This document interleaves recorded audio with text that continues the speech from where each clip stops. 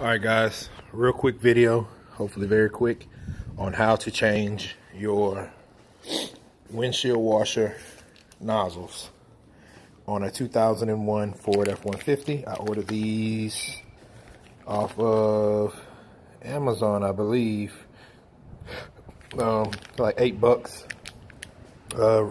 So let's get on with the repair.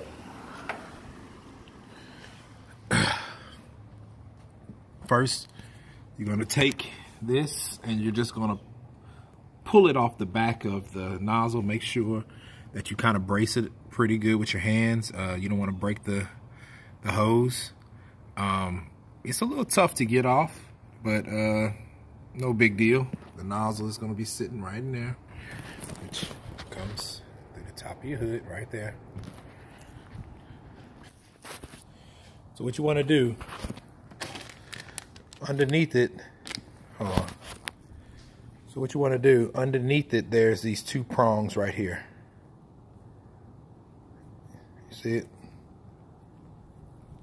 These two prongs right here. All right. And it sits in there like this, facing the window. So you're going to slide your fingers in this small hole here, which is a headache.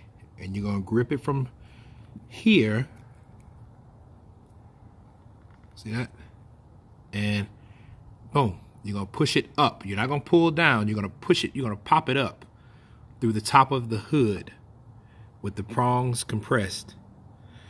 Then you're going to, let me get it from the top. Once it pops up, you're going to take it out. See? Then take the new one.